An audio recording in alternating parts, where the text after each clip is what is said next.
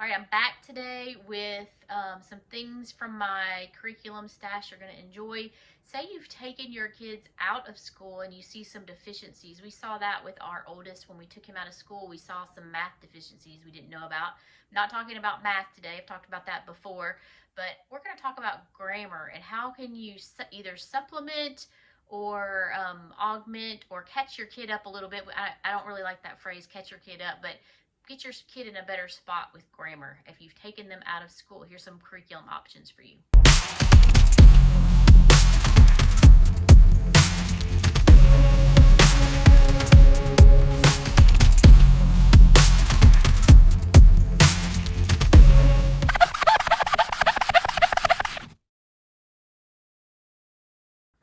In most states, we see that teachers and parents are required to teach English reading through high school. And a lot of times after grammar school, after fifth grade or so, we'll kind of drop off on the instruction of explicit grammar. So those grammar concepts we might have learned, like identifying nouns and verbs and those type things. But if you take your kids out of school, sometimes you'll see that the schools haven't covered them very well, or your kids kind of just move forward because they can write and they can communicate pretty well. They can take a test. So the first set of resources that I'm going to show you today are things that you think, if you think you're maybe like sixth grade on needs practice in grammar concepts, but they don't need a full-fledged program of grammar. Okay, and the first one is one I actually use with my kids from grade 6 through 12, and these are called dailygrams. They are fabulous. They are no nonsense, very simple. They have one page a day and they're labeled by days. So it's 180 days, and you can finish the whole book in 1 year. You can half it and finish it in 2 years if you want to. But each one has a section for capitalization, punctuation, parts of speech, spelling, and sentence combining.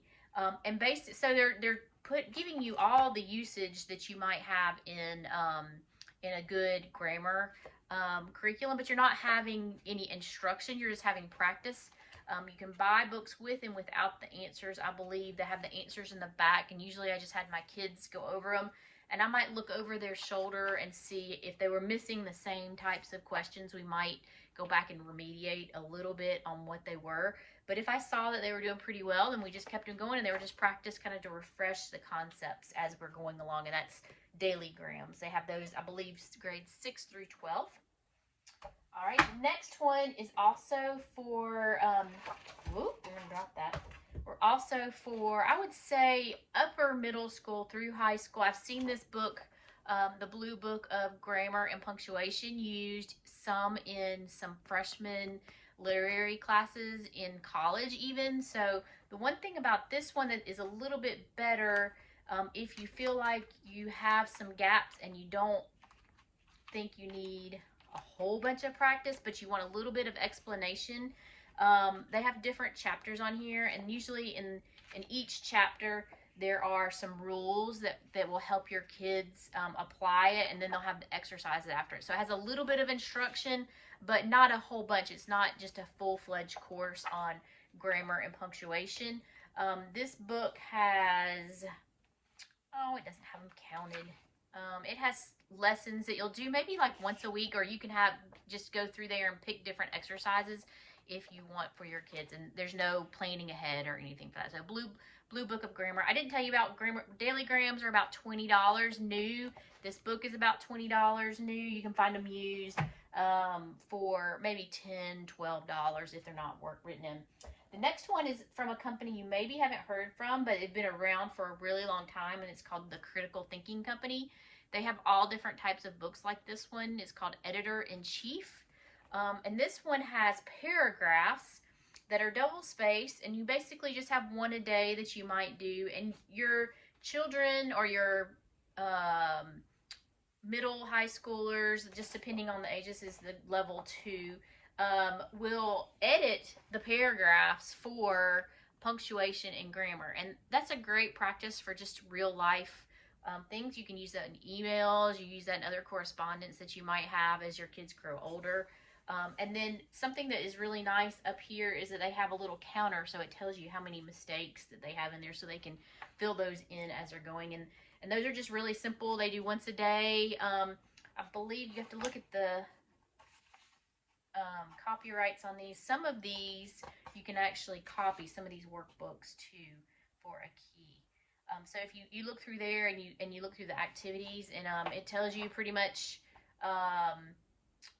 what you need to look for, and they're just really helpful for that. This book's a little bit more expensive, brand new, than the other ones. It's a little bit thicker as well, but there are looks like 1, 2, 3, 4, 5, 6 more books besides this one. They're really good for just basic practice, to take maybe 10 minutes a day to practice those.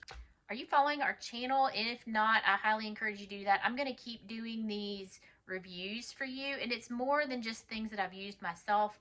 I don't have one specific educational philosophy. I'm really eclectic, and I know that you as a family, I encourage you as a homeschool mentor, I encourage you to develop your own approach and your own deliveries. Whatever works for your family is the right one and the best one for your family. And so that's why I show you a variety of things. And if you like and follow, I'm going to show you different types of curriculum, different approaches, different deliveries, so that you can adapt and figure out which is best for your homeschool.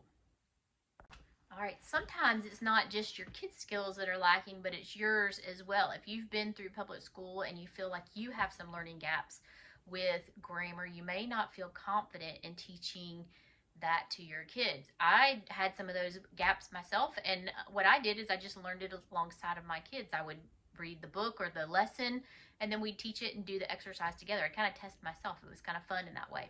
And that's one of the best things about homeschooling.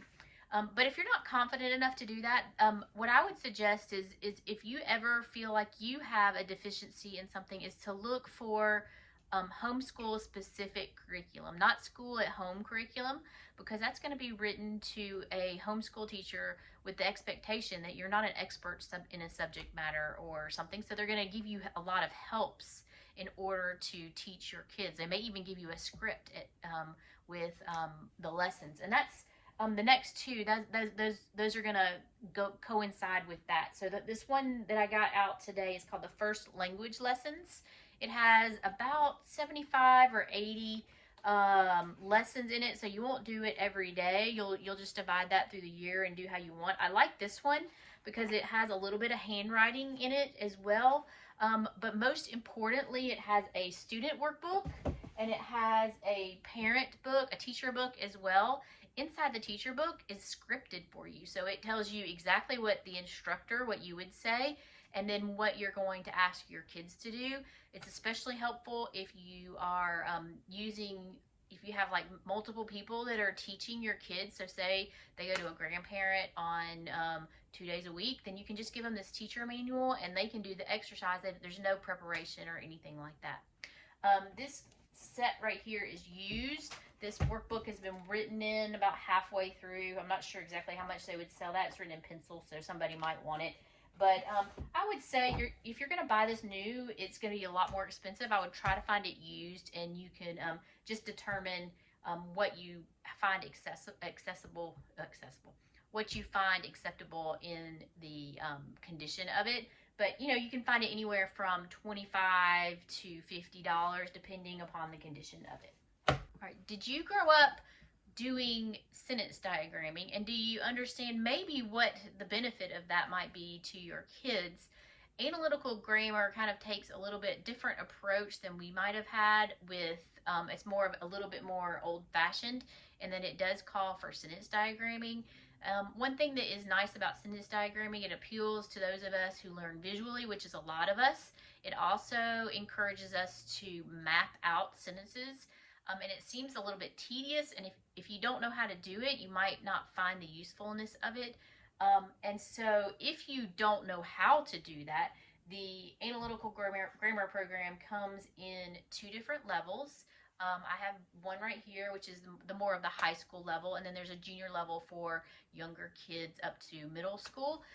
And then a lot of parents, even though this one is kind of scripted, it tells the parent what to say. This one also in the junior level, I don't have the upper level here with me today. But the junior level, I have a DVD set, and it's the teaching from the writers of the curriculum. And so you don't even have to teach. You can put this in here, especially if you have multiple levels of kids. This is really applicable towards them, because you can teach them grammar all at the same time, and they'll watch a short lesson and then they'll apply it, and it might give you a little bit more confidence in teaching those grammar concepts that you might have yourself.